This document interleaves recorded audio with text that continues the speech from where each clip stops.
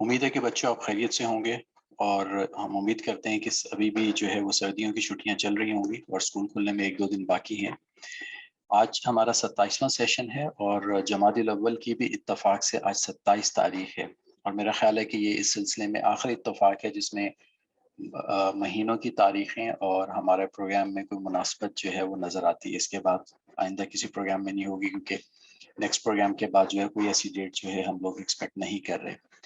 آج 1 جنوری 2022 بھی ہے، اور اس جیسے ہی یہ سال شروع ہوتا ہے تو اس کے متعلق بہت ساری ہدایات اور بہت ساری چیزیں ہمیں اکابرین سے ملتی ہیں۔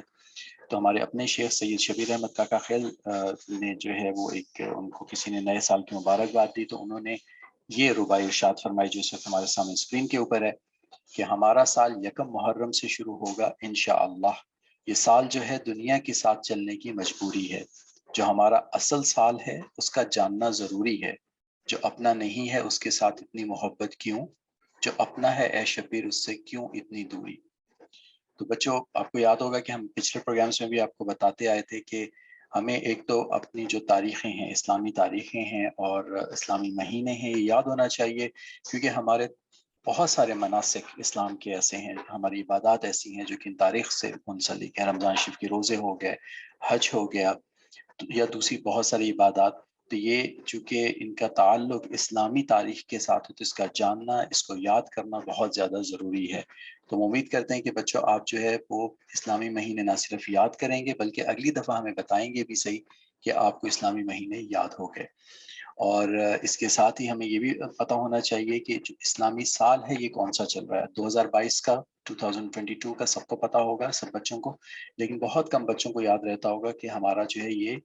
سال جو ہجری سال ہے یہ 1443 1443واں سال چل رہا ہے، اور یہ ہمیں ذہن میں ہونا چاہیے کہ ہجرت کو گزرے ہوئے اتنے سارے سال گزر چکے ہیں۔ اس کے بعد بچوں چلتے ہیں آج کے پروگرام کی طرف، اور مختصر دہرائی رہے گی۔ اس کے بعد آج ہمارا فوکس رہے گا کہ اگر بچوں نعمتیں میسر ہوں تو اللہ کا اس پہ شکر ادا کرنا چاہیے، اور پھر اس کے اوپر مزید فرما برداری کی ضرورت ہے، اور اللہ کی خاطر راحتوں کو چھوڑنا پڑے، جیسے بھی سرد موسم ہے اس کے اندر وضو کرنا، رضائی اور لحاف یا کمبل کو چھوڑ کے صبح تہجد اور فجر کی نماز پڑھنا، تو یہ سب چھوڑ کے اللہ کا حکم مانا جائے۔ اور دوسری بات آج ہم بتائیں گے آپ کو کہ دعا اللہ کا بہت بڑا انعام اور مومن کا ہتھیار ہے۔ اس کے اوپر کہانی بھی ہوگی اور اس کے اوپر ہم مزید بات بھی کریں گے انشاءاللہ العزیز۔ لیکن تمام پارٹیسپینٹ سے، جیسے کہ پچھلی دفعہ ہم نے گزارش کی تھی کہ پلیز آخر تک آپ لوگ شامل رہا کریں جب تک کہ دعا نہیں ہو جاتی، کیونکہ دعا کی اپنی برکات ہیں، اور بچوں کی پورے ہفتے کی محنت اور اس کے بعد اس پروگرام میں ان کی شرکت جو ہے وہ صرف خالصتاً اللہ کے لیے ہوتی ہے۔ تو اس وقت کی دعائیں بہت زیادہ قبول ہوتی ہیں جب لوگ اللہ کے لیے ملتے ہیں اور ان کے سامنے صرف اللہ ہی کی رضا ہوتی ہے۔ تو امید کرتے ہیں کہ آپ سب کے سب انشاءاللہ العزیز پروگرام کو آخر تک سنیں گے ہمارے ساتھ۔ یہ ہمارے سامنے وہ دعائیں ہیں، وہ چیزیں ہیں جو کہ ہم نے شروع کی تھی، تو ہم اس کے اوپر بات کرنے کی بجائے آج یہ دیکھتے ہیں کہ بچوں کا اس کے اوپر جو ہے وہ کس قدر عمل ہے۔ اس میں ہم سامنے چارٹ میں دیکھ سکتے ہیں کہ آیت الکرسی اور تسبیحات فاطمی یہ ایسی چیز ہے جو کہ تقریباً بچے ماشاءاللہ تبارک اللہ اس کے اوپر عمل کر رہے ہیں، اور کہیں پہ جو ہے وہ تھوڑا سا ہمیں کم نظر آ رہا ہے تو وہ استغفار ہے۔ پہلے 2 بچے جو حلیمہ ہیں اور یاسر، ان کے متعلق ہمیں یہ پتہ چلا تھا کہ یہ استغفار پڑھ رہے ہیں، لیکن چونکہ یہاں پہ رپورٹ نہیں ہو رہا تو اس لیے یہاں پہ ہم نہیں بتا رہے، لیکن باہر کیفی بچے پڑھ رہے ہیں ہمارے ساتھ۔ اسی طرح سے جو ہے وہ پہلا کلمہ کی جو ہے وہ تھوڑا سا تعطل ہو رہا ہے، نہیں تو میجورٹی آف بچے، اکثر بچے جو ہیں ماشاءاللہ اس کے اوپر بھی عمل کر رہے ہیں۔ درود شریف اور کثرت درود شریف کے اوپر بات ہوئی تھی بچوں، اور یہ بتایا تھا ہم نے کہ کم از کم 500 مرتبہ روزانہ درود شریف پڑھ لیا کریں، اور دن میں جب بھی یاد آ جائے اپنے لیے اور تمام امت کے لیے بہترین مسلمان ہونے کی دعا کرنی چاہیے۔ اور اس کے بعد ہمارے پاس یہ ایک لسٹ ہے جو کہ 8 سے 9 ہمارے پاس عادات ہیں جن کے اوپر پچھلے ہفتوں سے بات ہوتی چلی آئی ہے، تو اس کے اوپر بھی ہم دیکھتے ہیں کہ عمل کیسا چل رہا ہے۔ تو اگر ہم سلام دیکھیں تو ماشاءاللہ تقریباً بچے جو ہیں اس کے اوپر بہترین طریقے سے عمل کر رہے ہیں، اور بہت خوش آئند بات ہے۔ ایک دوسرے کے ساتھ خیر خواہی یقینی طور پہ روزانہ نہیں ہوتا یہ، مطلب کہ ہفتے میں ایک آدھ مرتبہ ہی ہو جائے تو ٹھیک ہے. تو اس کا مطلب ہے کہ یہ خیر خواہی والا ایریا بھی بالکل صحیح چل رہا ہے.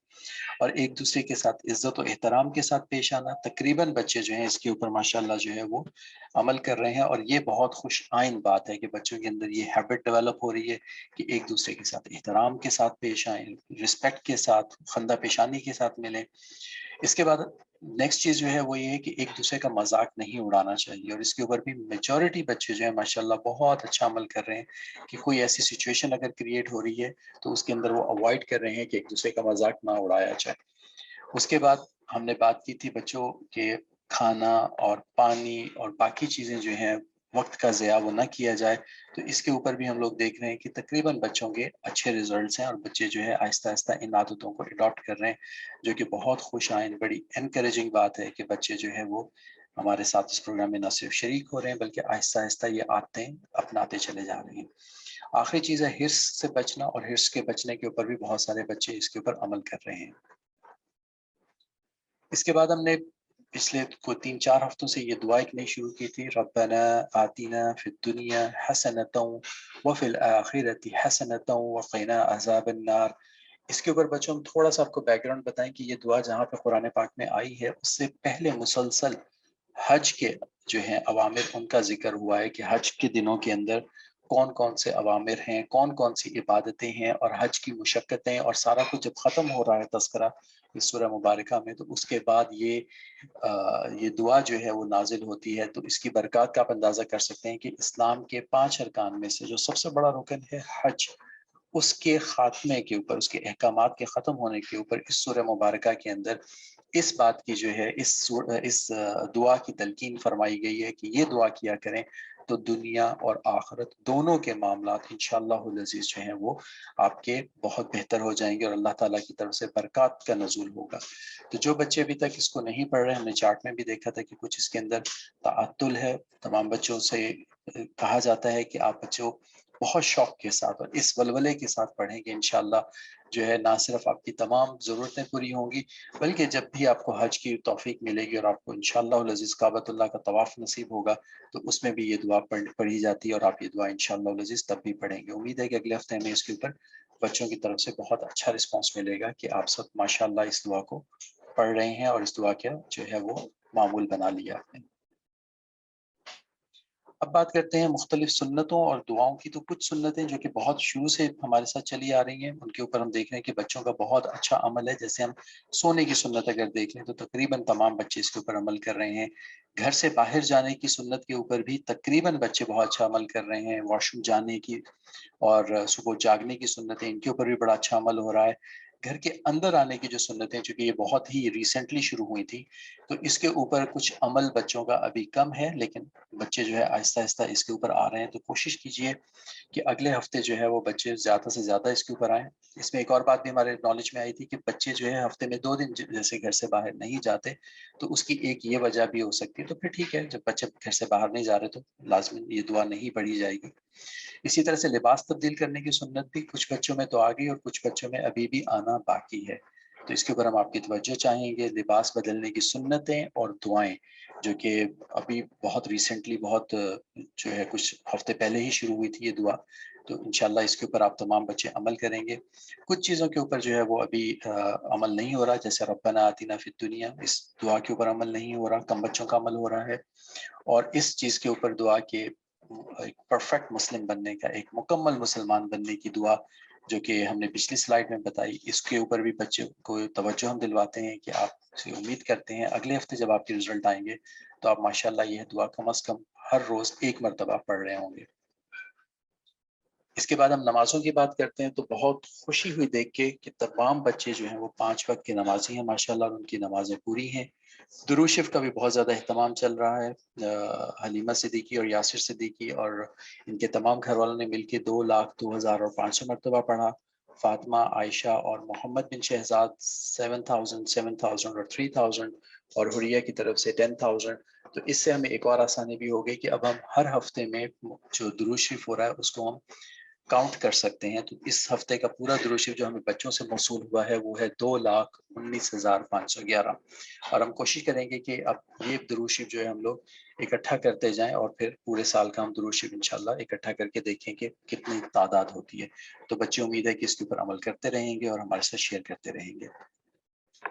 इसके बाद बच्चों के ख्याल और अफकार का सेशन है हमारा, जिसमें हम काम शेयर करते हैं। बच्चे जो अपने राइटिंग्स या कहीं से पढ़ के वो वाक़यात हमारे साथ शेयर करते हैं। तो इस सिलसिले में एक हमें बहुत खूबसूरत कहानी मौसूल हुई और ये कहानी आज हम आपके साथ शेयर करते हैं। इसमें 5-6 सफ़ात थे, तो मैंने इख्तिसार के लिए सिर्फ पहला और आखिरी सफ़ा जो है वो शेयर किया। एक तो बच्चे की जो फातिमा शहजाद ने लिख के भेजा है, उनकी हैंड राइटिंग माशाल्लाह बहुत अच्छी है। बहुत ही उन्होंने तरतीब से खूबसूरत तरीके से और सेक्शंस बना के लिखा है, जो कि एक एक अच्छा तरीका होता है। जब भी हम तहरीर में आते हैं, तहरीर की कोई चीज़ लिखते हैं, तो उसमें अगर उसको सेक्शन बना के और खूबसूरत तरीके से लिखा जाए तो पढ़ने वाले को ना सिर्फ अंदाज़ा होता है बल्कि उसका असर भी होता है। तब आते हैं रहमत इलाही की कहानी की तरफ जल्दी से। एक बहुत बड़े बुजुर्ग थे जिनका नाम था मुफ्ती रशीद अहमद गंगोही रहमाहुल्लाह। ये 1901 के करीब इनका इंतकाल हो गया था, इन्हीं पाकिस्तान बनने से कोई लगभग 40-45 बरस पहले। तो ये उनसे मुरव्वी है, जिसमें वो एक जगह तहरीर फरमाते हैं कि कुछ डाकू थे, चोर थे, वो एक जगह प्लान कर रहे थे कि हम लोग कहीं पे डाके के लिए जाएं। तो उनका जो सबसे बड़ा लीडर था उसने कहा कि हम ऐसा करते हैं कि हम जो है वो अल्लाह के दरवेश जो होते हैं, यानी कि नेक लोग होते हैं, उन जैसी सूरत इख्तियार कर लेते हैं, उन जैसे कपड़े पहन लेते हैं, हाथों में तस्बीहां ले लेते हैं और अल्लाह अल्लाह करना शुरू हो जाते हैं। तो लोग समझेंगे कि हम बहुत नेक लोग हैं और फिर जब उनका हमारे ऊपर एतमाद हो जाएगा तो हम उनकी चोरी करके वापस आ जाएंगे। तो हुआ ये कि ये सारे के सारे चोर जो हैं या डाकू जो हैं, ये एक शहर में, एक गांव में पहुंचे और वहां जाके उन्होंने अल्लाह का जिक्र करना शुरू कर दिया। और कुछ ही अरसे में लोगों को पता चला कि बहुत ही नेक लोगों का ग्रुप आया हुआ है और लोग इनके लिए, इनके पास जो है वो आने लगे और उनसे दुआओं का कहने लगे। तो हुआ ये कि उस मुल्क का बादशाह जो है, उसका बेटा बहुत बीमार था, शहजादा जो था वो बहुत ज्यादा बीमार था। तो उन बादशाह ने जब इनकी तारीफ सुनी तो उन्होंने भी इनको बुलाया और इनसे कहा कि आप आके हमारे लिए दुआ फरमाइए। तो जब ये वहां पे पहुंचे तो जो इनके सरदार थे, तो उनके दिल में एक बात पैदा हुई कि या अल्लाह, आप जानते हैं कि हम लोग जो हैं वो ऐसे तो नहीं हैं, लेकिन आपकी रहमत से हमें नाउम्मीदी नहीं है। हम आपका नाम लेके दुआ करते हैं और आप जो है वो हम इस बच्चे को तंदुरुस्त कर दीजिए और अपने नाम की बरकत से तंदुरुस्ती अता फरमा दें। जब उन्होंने इतने खुलूस के साथ बच्चों ये दुआ मांगी तो अल्लाह ताला की रहमत भी जोश में आई और अल्लाह ताला ने उस बच्चे को तंदुरुस्त कर दिया। तो जब इन्होंने ये देखा तो इनके दिल के ऊपर इतना असर हुआ कि हम सिर्फ खाली अल्लाह का नाम लेते थे, जो कि दिखावे के लिए था और जिसमें ये भी नहीं था कि हम सिर्फ अल्लाह के लिए जिक्र करते हों, बल्कि हम दुनिया के लिए जिक्र कर रहे थे। लेकिन अल्लाह के जिक्र का इतना असर हुआ कि उसकी वजह से इन सब की जिंदगी भी बदल गई। बच्चों, हो सकता है कि ये वाकई एक तमसील हो। तमसील से मुराद एक शॉर्ट स्टोरी जो कि बताई जाती है ताकि जो है वो पर्पस या ऑब्जेक्टिव समझ में आ जाए। लेकिन ऑब्जेक्टिव बच्चों बहुत क्लियर है कि जब भी हम अल्लाह का जिक्र खुलूस दिल के साथ करेंगे तो उसके तो बहुत बड़े नताइज मिलते हैं। लेकिन अगर खुलूस दिल से भी नहीं होता, सिर्फ जिक्र ही किया जाए, तो उसकी बहुत ज्यादा बरकत होती हैं और उसकी वजह से जिंदगियों के अंदर तब्दीली आती है। जैसा हमने यहाँ पे देखा कि उनका पेशा जो था वो इस कदर बुरा था, उन्होंने वो पेशा छोड़ के अल्लाह की तरफ रुजू करने वाले और हलाल रिस्क कमाने वाले हो गए। तो बच्चों, जो हम आपको दुआएं बताते हैं और अस्कार बताते हैं, उम्मीद है कि आप इसके ऊपर न सिर्फ अमल करेंगे बल्कि इसके ऊपर खुलूस से अमल करेंगे, वक्त बना के एक जगह बैठ के और मुतवज्जे होके, तो इसके ऊपर आप इंशाअल्लाह अज़ीज़ अमल करेंगे। इसके बाद बच्चों हमारी कुरान कहानी का वक्त होता है, तो हम माइक देते हैं दोबारा गौहर भाई को ताकि हमें कहानी सुनाएं और फिर हम इसके ऊपर बात करेंगे कि इस कहानी के अंदर हमारे लिए क्या असबाक हैं। आपको याद है कि सैयदना इब्राहीम अलैहिस्सलाम की कहानी कई हफ्तों से चल रही है और काफी डिटेल में, तो उसी के ऊपर अभी गौहर भाई हमें एक मजीद जो है वाकया आगे सुनाएंगे और फिर हम बात करेंगे कि इसके अंदर हमारे लिए क्या असबाक है। एक बार फिर बच्चों अस्सलामु अलैकुम वरहमतुल्लाहि वबरकातुहू। तो बच्चों लास्ट टाइम हमने देखा था कि हज़रत इब्राहीम अलैहिस्सलाम को जब नमरूद ने आग में डाला तो आग हज़रत इब्राहीम अलैहिस्सलाम के लिए गुलो गुलजार की तरह नरम और ठंडी हो गई और हज़रत इब्राहीम अलैहिस्सलाम को आग ने ज़रा भी नुकसान नहीं पहुंचाया। बच्चों रवायात में आता है कि हज़रत इब्राहीम अलैहिस्सलाम तकरीबन 40 दिन तक आग में रहे, लेकिन इन 40 दिन में آگ نے ان کو کچھ بھی نہیں کہا، ان کو کچھ بھی نہ کر سکی۔ اور جب 40 دن کے بعد حضرت ابراہیم علیہ السلام اس آگ سے باہر آئے تو بہت سے لوگ حضرت ابراہیم علیہ السلام کا یہ معجزہ دیکھ کر مسلمان ہو گئے اور ان پر ایمان لے آئے اور کفر چھوڑ دیا اور شرک چھوڑ دیا، بتوں کی پوجا چھوڑ دی۔ جب نمرود نے یہ دیکھا کہ بہت سارے لوگ مسلمان ہو گئے ہیں اور اس کو بھی یہ یقین ہو گیا کہ حضرت ابراہیم علیہ السلام تو سچے ہیں، تو اس نے حضرت ابراہیم علیہ السلام کو اپنے پاس بلایا۔ جان تو وہ گیا تھا کہ حضرت ابراہیم علیہ السلام سچے ہیں، لیکن اس کو اپنی بادشاہت سے اتنی محبت تھی کہ وہ ایمان نہیں لے کر آیا۔ حضرت ابراہیم علیہ السلام کو بلانے کے بعد اس نے حضرت ابراہیم علیہ السلام سے کہا کہ میں آپ سے ریکویسٹ کرتا ہوں، بادشاہ کی طرح حکم نہیں دیتا کہ آپ یہاں سے چلے جائیں، کیونکہ اگر آپ یہاں پر رہے تو مجھے ڈر ہے کہ یہ لوگ میری بادشاہت چھوڑ دیں گے، میری بادشاہت ختم ہو جائے گی، میری حکومت ختم ہو جائے گی۔ حضرت ابراہیم علیہ السلام نے اس کی بات مان لی اور انہوں نے بابل کے شہر سے ہجرت کرنے کا فیصلہ کر لیا۔ نمرود کی بیٹی بھی حضرت ابراہیم علیہ السلام کے اوپر ایمان لے آئی تھی، اور اس کے علاوہ اور بھی بہت سے لوگ حضرت ابراہیم علیہ السلام پر ایمان لے آئے تھے، اور ساتھ ہی حضرت ابراہیم علیہ السلام کے بھائی، چچا زاد بھائی یعنی کزن، جو کہ حضرت لوط علیہ السلام تھے، وہ بھی حضرت ابراہیم علیہ السلام پر ایمان لے آئے تھے۔ تو جب حضرت ابراہیم علیہ السلام نے بابل سے ہجرت کا فیصلہ کیا تو انہوں نے شام کی طرف جانے کا ارادہ کیا۔ تو حضرت ابراہیم علیہ السلام کے ساتھ بہت سے لوگ جو ایمان لے آئے تھے، انہوں نے بھی ساتھ جانے کی تمنا کی کہ ہم بھی آپ کے ساتھ جاتے ہیں، لیکن حضرت ابراہیم علیہ السلام نے سب کو وہیں رہنے کا کہا اور وہیں پر باقی لوگوں کو دین کی تبلیغ اور توحید کی تبلیغ اور اللہ کا دین پھیلانے کا کہا، اور خود صرف حضرت لوط علیہ السلام اور نمرود کی جو بیٹی تھی جو اسلام لے آئی تھی اس کے ساتھ آپ شام کی طرف روانہ ہو گئے۔ شام کی طرف روانہ ہوئے تو رستے میں ایک جگہ آئی، اس جگہ پر حضرت لوط علیہ السلام اور نمرود کی بیٹی کی حضرت ابراہیم نے نکاح پڑھایا، اور اس علاقے میں، اس آبادی میں ان کو چھوڑ دیا تاکہ وہاں پر وہ لوگ دین کی اشاعت کریں، توحید کی اشاعت کریں، اللہ کا دین وہاں پر پھیلائیں اور لوگوں کو اللہ تعالیٰ کے بارے میں بتائیں۔ اور پھر حضرت ابراہیم علیہ السلام اکیلے شام کی طرف روانہ ہو گئے۔ جنگل و بیابان میں حضرت ابراہیم علیہ السلام جا رہے تھے کہ کچھ آگے پہنچ کر انہوں نے دیکھا کہ ایک میدان سا سجا ہوا ہے،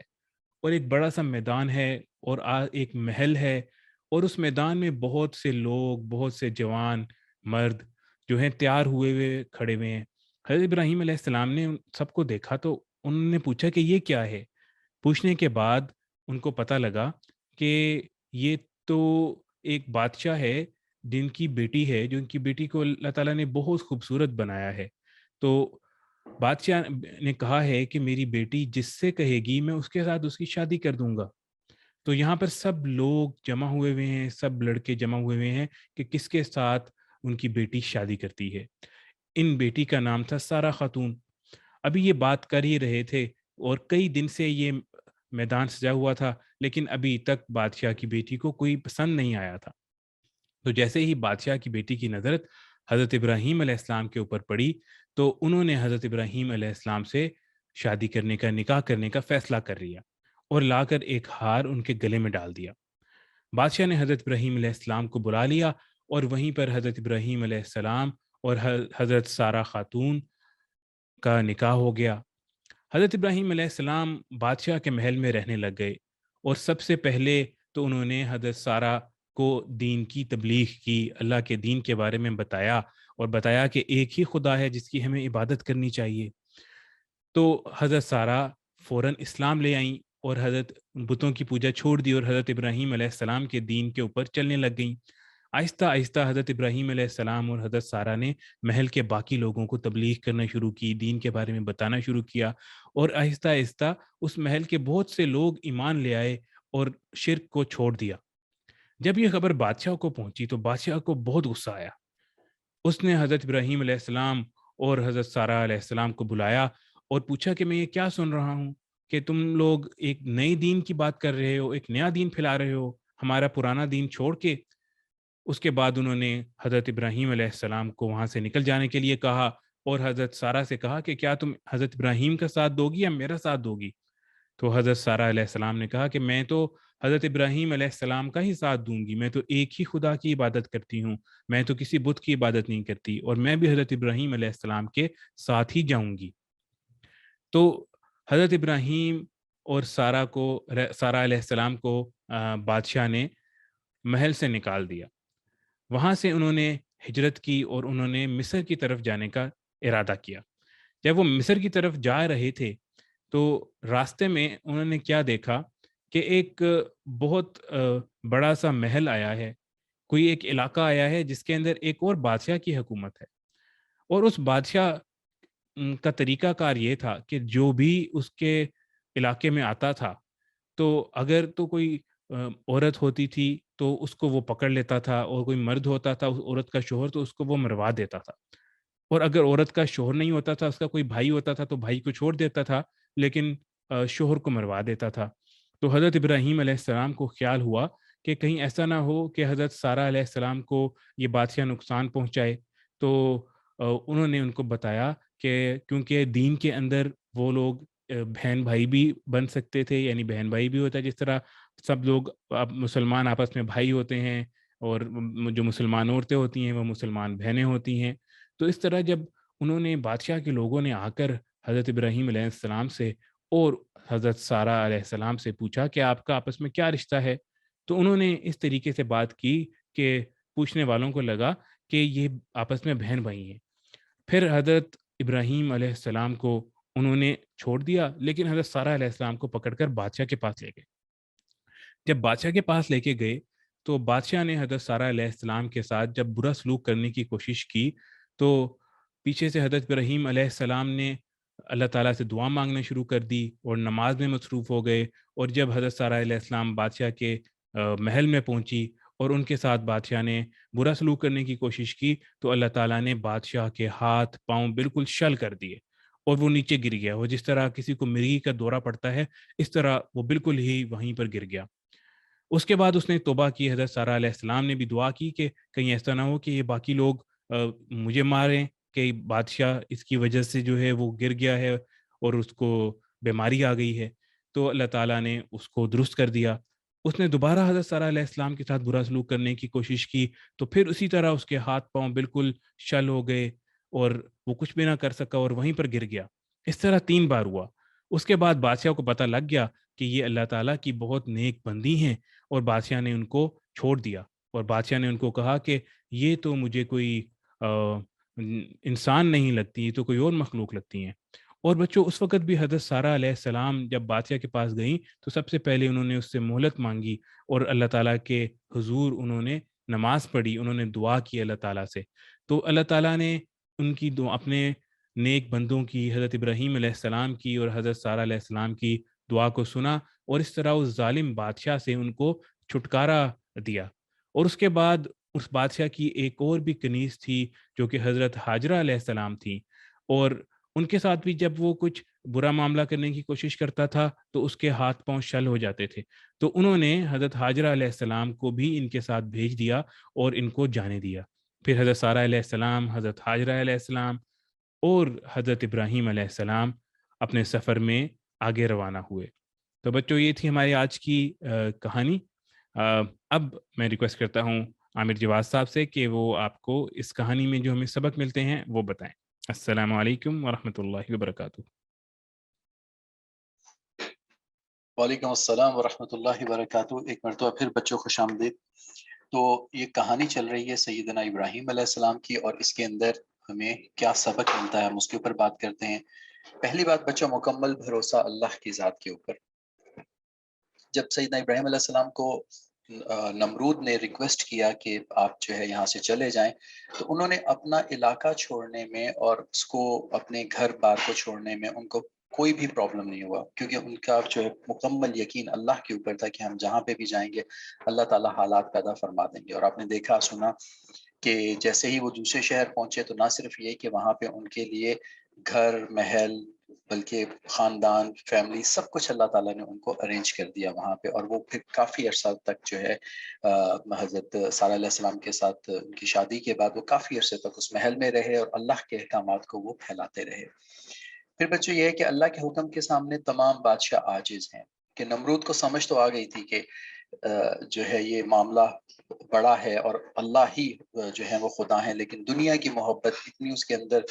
گھر چکی تھی، اتنے اس کے دل کے اندر اثر کر چکی تھی کہ اس سے نجات حاصل کرنا اس کے لیے مشکل تھا۔ تو بجائے اس کے کہ وہ دنیا کی محبت چھوڑ کے اللہ کی طرف متوجہ ہوتا، اس نے عاجزی اختیار کر لی لیکن دنیا کی محبت نہیں چھوڑی۔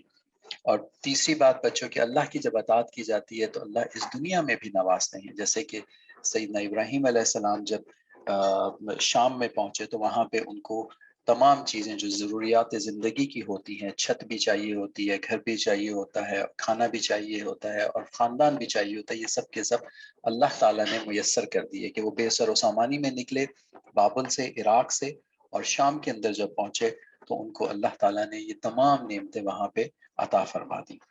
اس کے بعد بچوں